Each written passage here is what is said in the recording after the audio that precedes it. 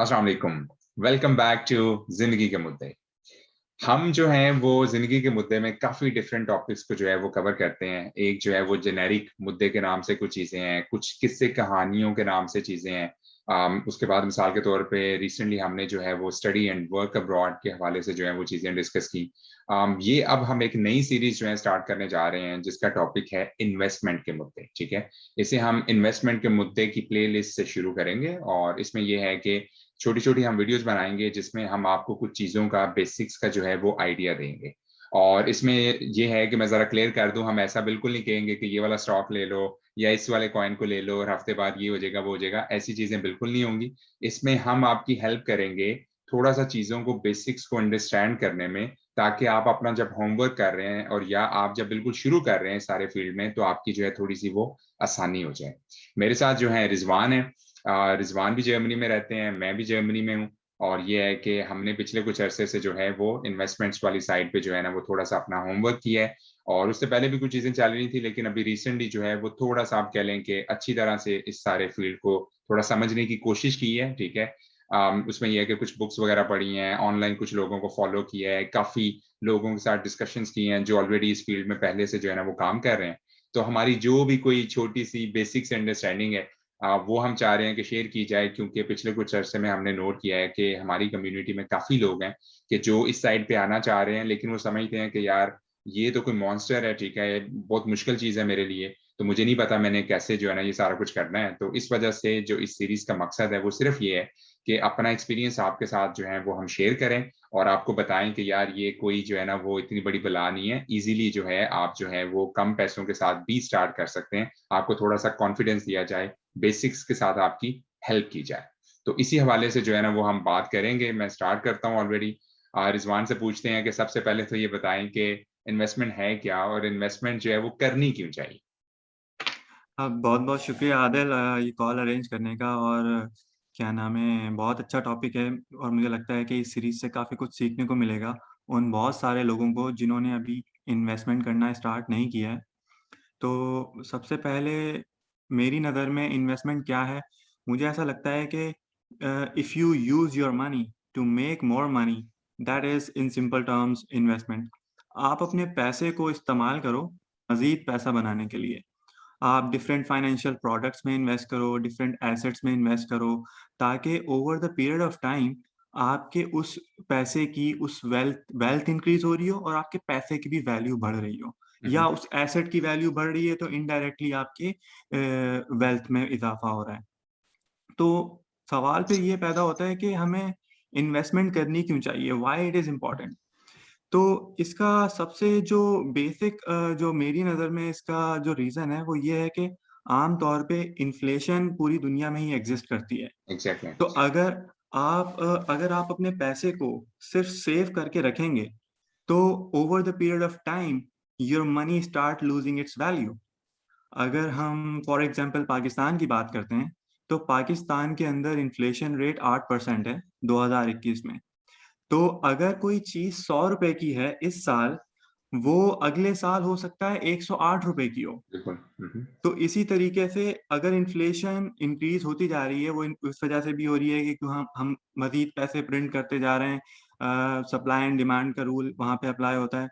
तो इन्फ्लेशन को से बचने के लिए कम से कम हमारी जो वेल्थ है, उसकी वैल्यू डेप्रिशिएट ना हो, हम कोशिश करते हैं कि उस पैसे को कहीं न कहीं इन्वेस्ट किया जाए। हम्म। और फिर हम मज़ीद आगे कॉल में भी डिस्कस करेंगे कि क्या डिफरेंट सिनेरियोज़ हो सकते हैं, कहाँ-कहाँ हम पैसे इन्वेस्ट कर सकते हैं। क्योंकि जब मैं भी बड़ा हो रहा था पाकिस्तान में, आम तौर पे मैंने देखा है कि सेविंग्स पे हमारा ज़ोर होता है, और जो अगर हम इन्वेस्टमेंट की बात भी करते हैं, तो वो ले-दे के रियल एस्टेट तक ही जाती है। हाँ बिल्कुल ऐसे ही है। मज़ीद हम ऑप्शंस हमने एक्सप्लोर नहीं किए, और कुछ चीज़ों को तो एक टैबू की नज़र से देखा जाता है, और उस वजह से ये हुआ है कि इतने सालों के बाद भी हम हमारी अंडरस्टैंडिंग डिफरेंट इन्वेस्टमेंट्स की डेवलप नहीं हो पाई है। बिल्कुल ऐसे ही, बिल्कुल ऐसे ही। तो इसमें यह है कि रिजवान, इन्वेस्टमेंट जो है वो करनी कब चाहिए। अक्सर लोग पूछते हैं कि यार मैं तो अभी स्कूल कॉलेज में हूँ, या मेरी पहले जॉब स्टार्ट हो ले, या मैं कहता हूँ कि मेरे दो बच्चे हैं तो जनाब साहब मिसाल के तौर पे पहले उनकी सेविंग साइड पे हूँ, उसके बाद वाले पैसों की मैंने इन्वेस्टमेंट करनी है। तो हर बंदे का जो है वो डिफरेंट उस तरह से सारा आप कह लें कि जो है ना वो एक टाइमलाइन चल रही है। जो हमारी टाइमलाइन है फॉर इंस्टेंस वो ये है कि अभी थोड़ा सा पहले ही हमने जो है वो जॉब वगैरह स्टार्ट की है, हम पे बहुत ज्यादा रिस्पॉन्सिबिलिटीज उस तरह फैमिलीज की चीजों की नहीं है। तो क्या इसमें आप जो है ना वो रिकमेंड करते हैं कि क्या एज है सही इन्वेस्टमेंट की? आई थिंक आप अर्ली 20s में अगर आप इन्वेस्टमेंट स्टार्ट करते हो, तो मेरी नज़र में that is the best age to get started with investing. बिल्कुल। क्योंकि by the time you will turn 30, आपके जो भी इन्वेस्टमेंट्स होंगी, उनकी 10 साल में वैल्यू बहुत इंक्रीज़ हो चुकी होगी। ऐसे ही तो ऐसे ही। और अगर आप 30 साल की उम्र में स्टार्ट करते हो, तो इसका मतलब है आप बेसिकली 10 साल लेट हो चुके हो। हम्म। सही है। और उस 10 साल में इन्फ्लेशन और डिफरेंट फाइनेंशियल सिचुएशंस का के काफ़ी इफ़ेक्ट्स आ सकते हैं। फॉर एग्ज़ाम्पल हमने देखा कि पिछले साल मार्च के अंदर स्टॉक मार्केट क्रैश कर गई, क्रिप्टो मार्केट क्रैश कर गई, जो प्रॉपर्टी की वैल्यूज़ हैं वो डेप्रिशिएट कर गईं। तो इस तरह के जो अनफोर्सीन इवेंट्स होते हैं, उससे भी बचा जा सकता है अगर हम अपनी ज़िंदगी प्लान करके चलें, अपनी हम्म, इन्वेस्टमेंट्स को प्लान करके चलें। क्योंकि इससे इन्वेस्टमेंट करने से एक और फायदा ये होता है कि हमें लॉन्ग टर्म में ना फाइनेंशियल सिक्योरिटी मिल रही होती है। ऐसे ही ऐसे और ही। और उसकी वजह से अब जब हम और उस फाइनेंशियल सिक्योरिटी को हम डिफरेंट तरीकों से इस्तेमाल कर सकते हैं। कुछ लोग घर लेने के लिए इस्तेमाल करते हैं, कुछ लोग अपने बच्चों की एजुकेशन के लिए इस्तेमाल करते हैं, अब्रॉड में उनको हम्म। मास्टर्स, बैचलर्स, उसके हर हर बंदे के डिफरेंट इन्वेस्टमेंट गोल हो सकते हैं। तो I guess it's the earlier you start the better. उसमें ये भी है ना रिजवान के जो कंपाउंड इफेक्ट है, होता क्या है कि एक बंदा जो 20 साल की एज में स्टार्ट कर रहा है ना, और मिसाल के तौर पे वो महीने के आप कह लें कि $100 इन्वेस्ट करता है, और एक बंदा है जो 30 की एज में जाके स्टार्ट करता है और वो महीने के 150 या $200 इन्वेस्ट करता है, तो भी मोस्टली क्या होता है कि वो बंदा ज्यादा इन्वेस्टमेंट करने के बावजूद, जब वो आज से 30 साल बाद की बात होती है, मिसाल के तौर पे दोनों ने 30-30 साल इन्वेस्ट किया है, लेकिन क्योंकि इस बंदे ने पहले इन्वेस्ट किया है और बेशक उसने पैसे कम इन्वेस्ट किए हैं कंपाउंड इफेक्ट की वजह से जो है, क्योंकि आप मिसाल के तौर पे कह रहे हैं कि साल के बाद आपकी इन्वेस्टमेंट पे आपको 7% या 10% रिटर्न आया है, ठीक है।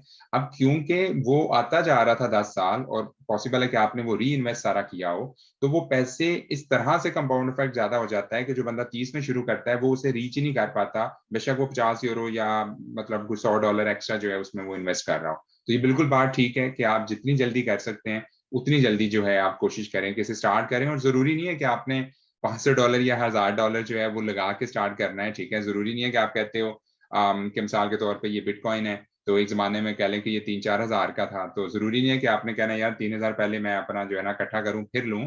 आपके पास अगर $10 है तो आप $10 का 0.000 समथिंग ले सकते हैं, ठीक है। और फिर महीने के महीने $10 करके या $100 करके, तो आप इस तरह आगे लेके चल सकते हैं चीजों को। जी, सही है सही है। बिल्कुल सही बात की आपने। अच्छा, तो इसमें अब फिर इस बार देख लेते हैं कि इन्वेस्टमेंट जो है वो किन चीजों में की जा सकती है, ठीक है। अभी हमने देख लिया कि इन्वेस्टमेंट है क्या रफली और उसकी इंपॉर्टेंस क्या है, तो अभी हम देखते हैं कि किन चीजों में की जा सकती है। अब इसमें यह है कि काफी सारी चीजें हैं। मिसाल के तौर पे आप कहते हैं कि स्टॉक मार्केट है, स्टॉक मार्केट के अलावा आप कहते हैं जी क्रिप्टो की सारी डोमेन है, एनएफटीज वगैरह सारी आप जो है ना वो थोड़ा सा उसी डोमेन की साइड पे लेके जा सकते हैं।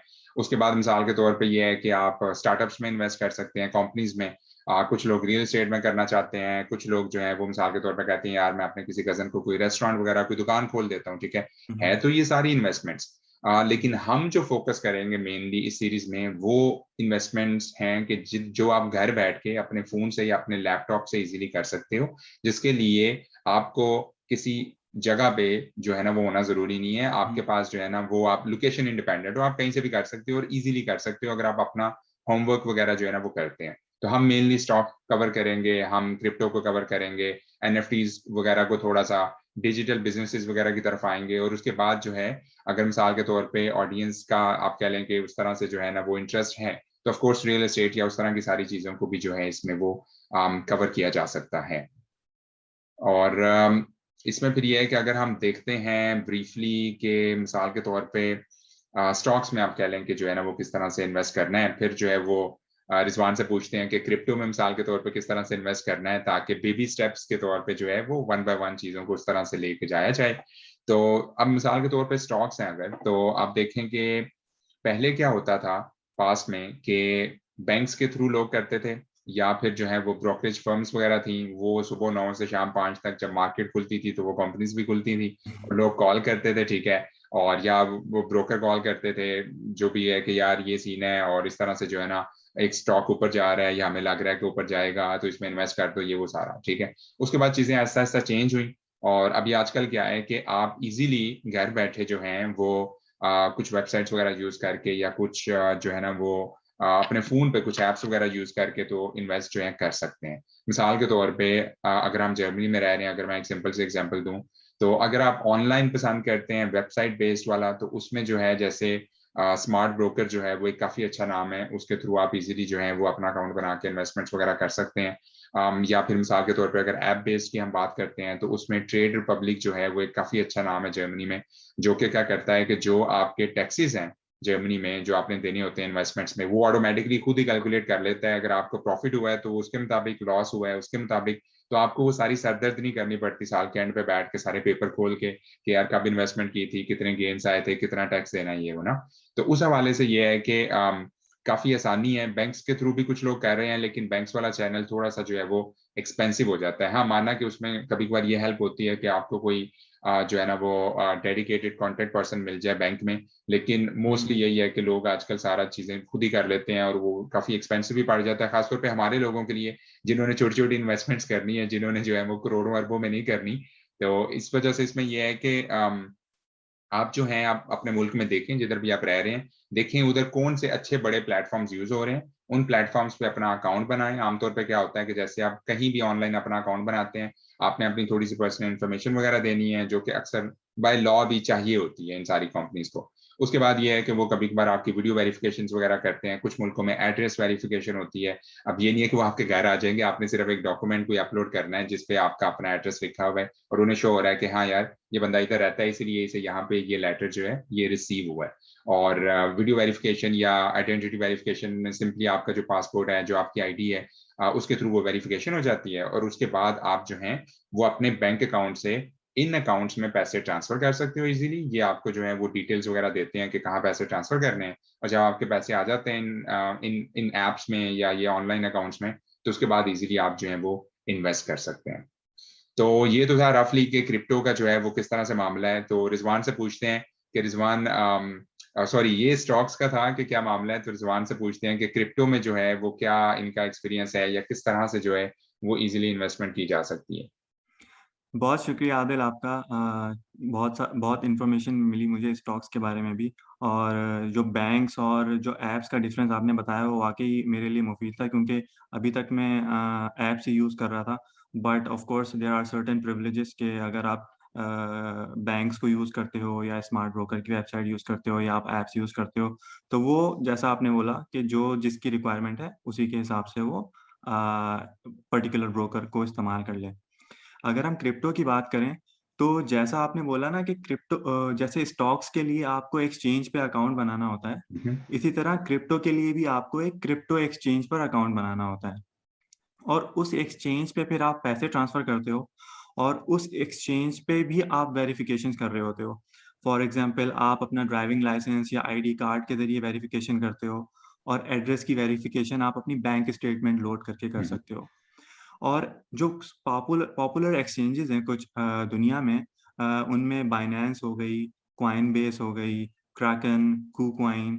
तो ये बहुत सारी डिफरेंट एक्सचेंजेस हैं जहाँ पे मोस्टली मेन स्ट्रीम जो क्रिप्टो करेंसीज हैं वो अवेलेबल हैं हम्म। और हम इजीली इन पे अकाउंट बना सकते हैं। पाकिस्तानी भी उस पे अकाउंट बना सकते हैं, आप जर्मनी में रहकर पाकिस्तानी पासपोर्ट पे भी अकाउंट बना सकते हो।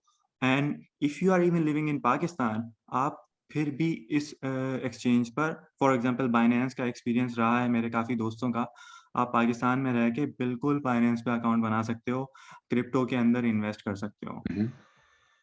सही है। इसमें ये भी है कि जो मैंने नोट किया है कि कुछ अंदर फिर ऐसी भी एक्सचेंजेस या प्लेटफॉर्म्स हैं जो आपको क्रिप्टो और बाइनेंस, सॉरी क्रिप्टो और स्टॉक्स जो हैं वो दोनों भी ऑफर कर देते हैं। जैसे मेरा ख्याल है ई टोरो वाले जो हैं या इस तरह की कुछ और कंपनीज हैं कि जो जिसमें आप जो है ना वो दोनों काम कर सकते हो। लेकिन होता क्या है कि अक्सर जो रिकमेंडेशन होती है वो इस तरह से होती है कि आप देखें कि आपके लिए बेस्ट क्या चीज़ है उस मुल्क के लिए जिधर आप रह रहे हैं। क्योंकि हो सकता है कि ईट और उस कंट्री में जो है ना वो ऑफ़र ना हो रहा हो या कोई और कंपनी वग़ैरह, या फिर सिंपली आप कहते हो कि आपके टैक्स पर्पसेज़ के लिए आपको आसानी है अगर आप कोई लोकल कंपनी को यूज़ करते हो, क्योंकि वो ऑटोमैटिकली टैक्स वग़ैरह वाले सारे मामलात वग़ैरह जो है ना वो उस तरह से करा लेते हैं। और उसमें फिर ये भी है कि अक्सर कुछ ऐसी भी एक्सचेंजेज़ हैं, जैसे क्रिप्टो में मिसाल के तौर पे एनीकॉइन डायरेक्ट वाले हैं। एनीकॉइन डायरेक्ट ईयू लेवल पे उस तरह से वो काम कर रहे हैं। अब उसमें क्या करते हैं वो, कि ये जो बाकी एक्सचेंजेस हैं क्रिप्टो की, इसमें तो होता है कि आप कुछ बाय करते हो, जो भी आपके कॉइन्स हैं वो आपके एक्सचेंज पे ही होते हैं, ठीक है? लेकिन हुँ, जो एनीकाइंड डायरेक्ट वाले हैं या इस तरह के कुछ और हैं, उन पे क्या है कि आप वहाँ पे जाके सिर्फ बाइंग और सेलिंग करते हो। जब आपने बाय करना है तो वो आपसे पूछेंगे कि हमें जो है ना अपना एड्रेस दो, तो आपने अपना वॉलेट का ऑलरेडी एड्रेस बनाया होना है कहीं पे, और ये आप जो है ना घबराएँ नहीं, ये सारे जो है ना टॉपिक सुन के। ये है कि इन पे हम जो है ना वो डिटेल में वीडियोज़ बनाएँगे, इन सारे टॉपिक्स को कवर करेंगे, वॉलेट क्या है, एक्सचेंजेस क्या हैं, ये वो सारा कुछ। ये सिर्फ एक बेसिक सा मतलब इंट्रोडक्टरी वीडियो है, कि कुछ ऐसी भी चीज़ें हैं कि जो कहती हैं कि यार आपने जो है ना वो अकाउंट आपका ऑलरेडी किसी वॉलेट पे जो है ना आपका बना हुआ है, आपके पास वॉलेट एड्रेस है, और आप जब एनीकॉइन डायरेक्ट या ऐसे किसी प्लेटफ़ॉर्म पे आते हो, आप कहते हो मैंने $100 की ये चीज़ बाय करनी है, वो आपसे एड्रेस पूछते हैं, आप बताते हो, आप उन्हें पैसे ट्रांसफर करते हो, वो आपको कॉइन्स ट्रांसफर कर देते हैं, और उसके बाद जब आपने सेलिंग करनी है तो एक्ज़ैक्टली ऐसे ही है। आप कहते हो कि मैंने $100 के अगेंस्ट जो है वो अपना कोई कॉइन सेल करना है, वो आपको अपना एड्रेस बताएँगे, आप अपने वॉलेट में जाएँगे, ट्रांसफर करेंगे, आपको पैसे आ जाएँगे, ठीक है?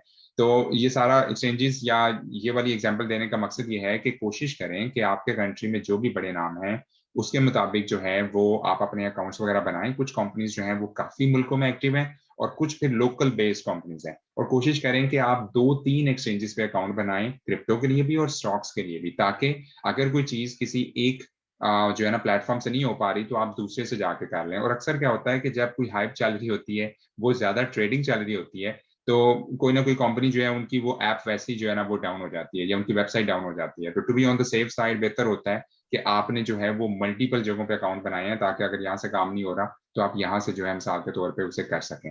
अब ये है कि ये जो हम कुछ एग्ज़ाम्पल्स दे रहे थे, कुछ नाम वगैरह इस्तेमाल कर रहे थे, हम जो है वो कोशिश करेंगे कि डिस्क्रिप्शन में जो है ये फर्दर इन्फॉर्मेशन के लिए ये सारे शेयर कर दें। बाकी by the end of the day वही बात है कि आप वो करें जो आपको सूट कर रहा है, जो आपके मुल्क के मुताबिक, वहाँ की लोकल चीज़ों के मुताबिक जो है, वो उस तरह से आपको सूट कर रहा है।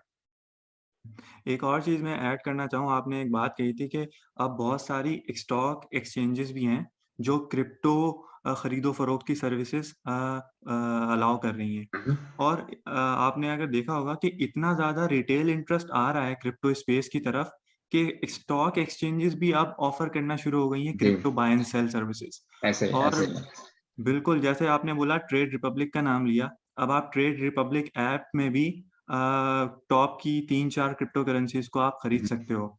और जैसा आपने eToro का नाम लिया, बिल्कुल उस पे भी बहुत सारी चीज़ें अवेलेबल हैं। और यूएस के अंदर रॉबिन पे बहुत सारे हुँ, इसी हुँ। तरह के कॉइन्स अवेलेबल हैं। तो बिल्कुल एक ज़्यादा से ज़्यादा क्रिप्टो अवेयरनेस आती जा रही है, रिटेल इंटरेस्ट बढ़ता जा रहा है, तो हम एक मास एडॉप्शन की तरफ जा रहे हैं आहिस्ता-आहिस्ता। बिल्कुल ऐसे ही है, बिल्कुल ऐसे ही है। तो इसमें यही है रिज़वान के बहुत शुक्रिया इंट्रोडक्टरी वीडियो के लिए। उम्मीद है कि आप लोगों को एक थोड़ा-सा बेसिक सा ओवरव्यू आया होगा, जो हम कवर करना चाह रहे थे, कि इन्वेस्टमेंट्स क्या हैं, इन्वेस्टमेंट्स जो हैं वो क्यों करनी है, कब स्टार्ट करनी है, और इन्वेस्टमेंट्स किन चीज़ों में की जा सकती हैं और कैसे की जा सकती हैं, ठीक है? और बाकी ऑफ़ कोर्स जैसे हमने पहले कहा कि हम स्पेसिफिकली किसी एक कंपनी को या किसी एक कॉइन को उस तरह से जो है ना प्रमोट नहीं करेंगे इस सीरीज़ में, इसीलिए हम आपको बार-बार कह रहे हैं कि आप अपना होमवर्क खुद ही करेंगे, हम सिर्फ़ आपकी हेल्प करेंगे, ठीक है? और इवेंचुअली आप वो चीज़ चूज़ करें जो आपको सूट कर रही है। क्योंकि अक्सर होता क्या है, इसमें एक बड़ी ज़रूरी चीज़ है रिज़वान, आखिर पे ये बात करते हैं, उसके बाद वाइंड अप करते हैं कि अक्सर चैनल्स ऐसे हैं हमारे यहाँ आजकल डिफरेंट प्लेटफ़ॉर्म्स पे, कि जो काफ़ी ज़्यादा पुश कर रहे होते हैं, कुछ कॉइन्स को लेके, कुछ कंपनीज़ को लेके, कुछ स्टॉक्स को लेके, ठीक है? अब उसमें होता अक्सर क्या है कि वो आप कह लें कि पेड उनकी जो है ना वो प्रमोशंस होती हैं, और by the end of the day उन्हें जो है उसके पैसे मिल रहे होते हैं, और वो उसे पंप कर देते हैं, और 2-4 दिन के बाद जो है लोग बेचारे इन्वेस्ट कर देते हैं, और जो लोग थोड़े से आप कह लें पहले से इन्वेस्टमेंट कर रहे हैं, मैच्योर हैं, वो सेल कर देते हैं प्रॉफिट लेने के लिए, और जो नए लोग हैं वो बेचारे अपने पैसे लूज़ कर देते हैं। जिसकी वजह से क्या होता है कि बाद में उनका इंटरेस्ट खत्म हो जाता है इन्वेस्टमेंट से, कि यार मैंने तो $100 लगाया था, 200 लगाया था, तो वो तो $10 रह गए हैं।